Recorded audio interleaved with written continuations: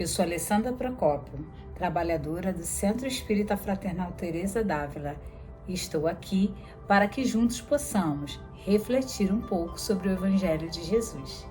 Mas antes, vamos à nossa prece. Senhor Jesus, te pedimos que nesse momento possamos sentir a Tua presença através dos benfeitores, trabalhadores do Centro Espírita Fraternal Teresa d'Ávila, Ubirajara, Rafael, Teresa d'Ávila, Francisco de Assis. Que possamos, Senhor, nesses breves minutos, refletir sobre o Teu Evangelho e nos fortalecer para viver o Teu Evangelho a cada dia. Por isso pedimos a Tua permissão, Senhor, para que a gente possa dar por iniciado esse breve momento de reflexão. Que assim seja, graças a Deus. Queridos, hoje nós vamos falar sobre o capítulo 16, Não se pode servir a Deus e a Mamon, e vamos falar do item 7, que fala da utilidade providencial da riqueza. Nesse capítulo, começamos com uma passagem de Jesus, a passagem em que ele encontra um jovem e esse jovem se aproxima de Jesus e diz: Bom mestre, que bem devo fazer para adquirir a vida eterna? Jesus lhe respondeu: Por que me chamas de bom? Apenas Deus é bom. Se queres entrar na vida, cumpre os mandamentos. Que mandamentos? Pergunta o jovem.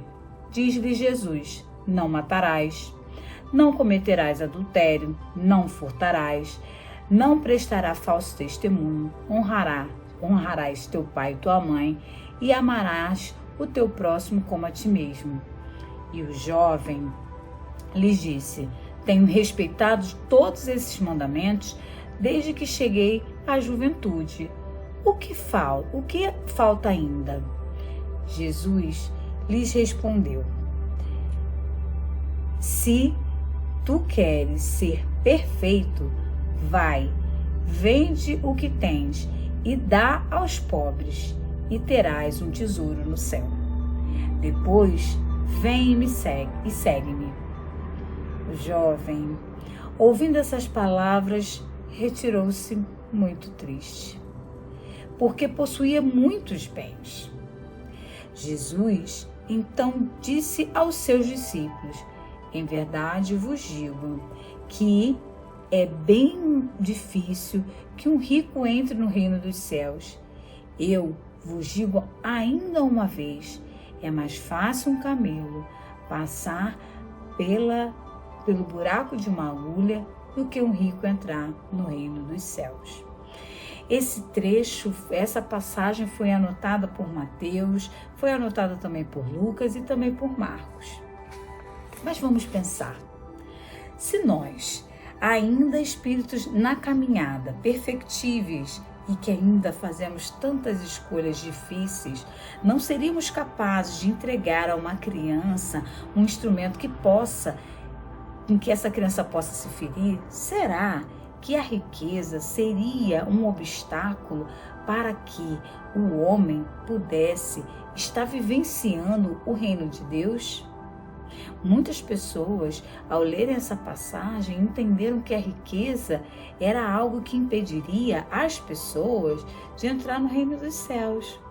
Mas o Evangelho, segundo o Espiritismo, vem ampliar a nossa visão e nos esclarecer em muitos pontos. E aí, lá no capítulo 7, ele fala da prova da riqueza e da miséria. E no segundo parágrafo ele diz assim: a riqueza é sem dúvida uma prova muito difícil, mais perigosa do que a miséria, pelas seduções, pelas tentações que oferece, pela fascinação que exerce. É o supremo excitante do orgulho, do egoísmo, da vida sensual.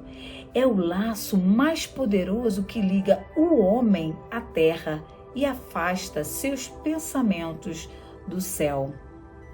Produz tamanho desvario que quase sempre se vê aquele que passa da miséria para a fortuna esquecer rapidamente da sua situação anterior, e também dos que com ele a partilharam, dos que o ajudaram, tornando-se insensível, egoísta e fútil.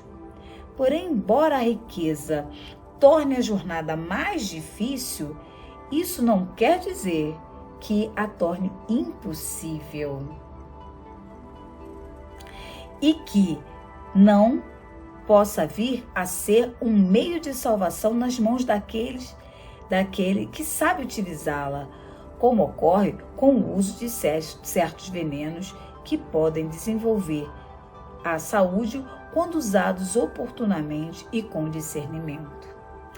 Esse trecho, esse segundo capítulo do item 7, nos faz refletir. Será que nós temos utilizado as riquezas que chegam até nós de forma que elas possam produzir a saúde?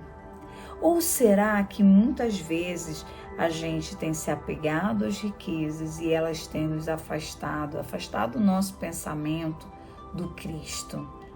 Afastado o nosso pensamento da lei que vai nos garantir a felicidade, que é a lei de amor, justiça e caridade, que é a lei de Deus.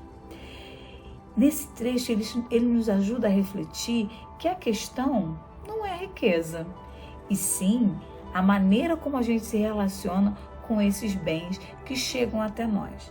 Lembrando que riqueza nem sempre quer dizer a moeda, o ouro. Muitas vezes, a nossa riqueza pode ser um conhecimento, pode ser uma habilidade. A própria saúde, ela é uma riqueza. E como nós temos utilizado esses bens que têm chegado até nós? Lembrando que somos espíritos, temos uma vivência, uma vida espiritual e nesse momento estamos aqui no corpo. E tudo que nós temos que chega até nós nesse momento no corpo são instrumentos para o nosso crescimento real, para que a gente possa caminhar na estrada que vai nos levar a essa felicidade verdadeira, aquela felicidade inalterável que nos fala Jesus através no livro dos Espíritos. E muitas vezes a gente acaba se confundindo, se perdendo, se distraindo com a riqueza, o brilho, a vida sensorial e perdendo a oportunidade de caminhar no caminho de Jesus. Teresa d'Ávila, nossa patronessa, lá no livro da vida, ela fala dessa questão. Ela traz a reflexão no capítulo 35, no item 4 e no item 5, ela traz essa reflexão sobre o quanto que a riqueza, a renda, poderia distrair ela da verdadeira riqueza que nós temos que almejar, que é a riqueza do espírito. Então ela traz essas reflexões. Mas vamos pensar, para que Teresa pudesse construir as suas obras de caridade, seria necessário recursos materiais. Ou seja, já existiam irmãos que sabiam lidar com a riqueza, sabiam fazer o bom uso dessa riqueza. E assim como nesse parágrafo ele diz assim, existem certos venenos que podem desenvolver a saúde quando utilizados oportunamente com discernimento, eu trago esse questionamento para a gente. Será que nós estamos buscando aprender a lidar com discernimento com as riquezas que estão chegando até nós? Porque a gente vê que quanto mais a gente aprende, ou seja, a gente adquire o conhecimento para a gente melhor lidar com as nossas riquezas, mais nós poderemos apoiar os projetos de caridade que estão à nossa volta. E talvez, vendo essa passagem, muitas pessoas possam pensar que o Senhor Jesus havia condenado o rapaz, o jovem que era rico. Mas o Evangelho segundo o Espiritismo vem nos esclarecer isso. A proposta, em um dos seus capítulos, em um dos seus parágrafos, a proposta que Jesus fez àquele jovem era uma prova decisiva para esclarecer os mais íntimos dos seus pensamentos. Ele podia, sem dúvida alguma, ser um homem perfeito, honesto, segundo o mundo, não ser fútil, nem orgulhoso, honrar o pai e a mãe, mas não possuía verdadeira caridade, pois a sua virtude não ia até a abnegação. Eis aí o que Jesus lhes demonstra, era a aplicação do princípio: fora a caridade não há salvação. Naquele momento, Jesus ajuda esse jovem a sondar o coração dele e perceber que havia mais um nível que ele precisava alcançar. Esse jovem que chega e fala, olha, ele já conseguia ser um homem honesto, segundo o mundo material, ele já conseguia não fazer mal a ninguém, ele já não dizia mal ao próximo. Ele tinha o desejo de seguir Jesus. Ele não era fútil nem orgulhoso, ele honrava o pai e a mãe. Mas Jesus levou ele a um outro nível, sondou mais intimamente os seus pensamentos e conseguiu mostrar para ele que havia um passo que ele ainda precisava dar, que era o passo da abnegação, que era o passo da verdadeira caridade. Então, a riqueza nas mãos daqueles que conseguem ser abnegados, ela vem como remédio, solucionando, trazendo alívio, trazendo esclarecimento, trazendo desenvolvimento de ciência. Pois é, e o Evangelho segundo o Espiritismo nos realça isso quando fala em um dos seus parágrafos, ainda no capítulo 7. Se a riqueza é a fonte de tantos males, se desperta um número tão grande de más paixões, se também provoca tantos crimes, não é ela que devemos culpar, não é a ela que devemos culpar, mas ao homem que dela abusa, como abusa de todos os dons que Deus lhe deu. Pelo abuso, ele torna pernicioso o que lhe poderia ser muito útil. É a consequência do estado de inferioridade do mundo terrestre. Se a riqueza só devesse produzir mal, Deus não a teria posto sobre a terra. Pertence ao homem fazer com que ela produza o bem. Se não é um elemento direto do progresso moral, a riqueza é, sem a menor dúvida, um poderoso elemento de progresso intelectual. Nesse parágrafo, o Evangelho nos esclarece que a riqueza ela pode ser excelente aliada ao desenvolvimento e o progresso intelectual. Vejamos as pesquisas, elas precisam de recursos materiais, financeiros, né? Elas precisam de recurso intelectual daquelas pessoas, que eles desenvolvam as ciências, os projetos, as grandes obras sociais, elas precisam desses recursos para que elas possam se manter e cumprir com a sua função. Mas para isso ela precisa estar em mãos daqueles que já entendem ela como um instrumento de progresso, como um instrumento a serviço do Cristo para a implantação do reino de Deus aqui na terra e em nossos corações principalmente. Então, nesse momento, eu quero que você e eu, nós possamos refletir como temos utilizado os recursos que chegam até nós, os recursos que já dispomos, porque nós não precisaremos ter grandes fortunas para colaborarmos com obras, com todas essas questões que estão aí à nossa volta. Nós podemos sim melhorar o ambiente que a gente está com o pouco que a gente já tem. Mesmo que não seja uma grande fortuna, podemos utilizar em prol do Evangelho.